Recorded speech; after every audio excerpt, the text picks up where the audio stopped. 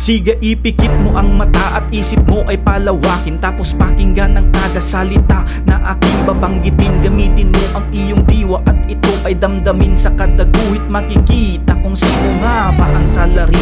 Sino at ano ka ba? Yan ang dapat alamin. Lito ka ba kung nasan ka? Sa paligid tumingin, huwag mong hayaang maligaw ang isip mo sa kawalan. Marami ang mapanlinlang, aakbayan ka pero sa huli daig pakawatan. Kilalanin mong maigi kung kanino bang kamay ang iyong tinataas. Baka sa huli kasi yan din ang manghihila, pababa o pabigyan pa itaas. Malalaman mong sa kadiliman ay marami ang mga matang nakamasid, naghihintay na madapak at sa lupa ay mapatid. Minsan pangay ang gusto ay kontrolado ka nila.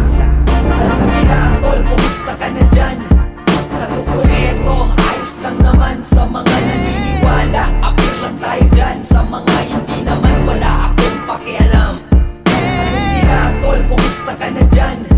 Sagot ko eto, ayos lang naman sa mga naniniwala. Apir lang tayo dyan, sa mga hindi naman wala akong pakialam. Tila mga orasyon nakakabaliw mula sa dila, papalibutan ng mga makulay na salita. Animo ay maaamong mga tupang sa pastol naglalambing, pero sa likod pala ay mayroong nakatagong planong maitim.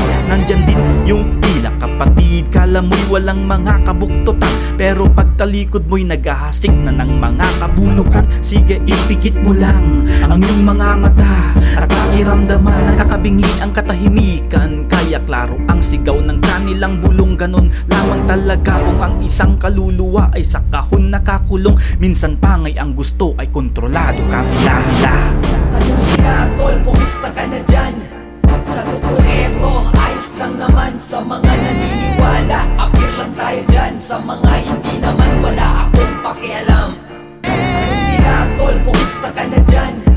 Sagot ko eto, ayos lang naman sa mga naniniwala. Apir lang tayo dyan, sa mga hindi naman wala akong pakialam. Pero kahit na ganon, na marami ang mga negatibong enerhiyang bumabalot sa kawalan, tahakin mo pa rin ang landas na tungo sa nararapat na daan. Huwag kang patinag sa mga peke at pagsubok sa daan. Bagkus gawin mo silang instrumento para patibayin ang tunay mong katauhan. Kaalaman at karanasan ang sandata at saklay. Di mo pa ba nakukuha ang mensahe ng tula? Sige, buklatin mo ang mga bawat pahina.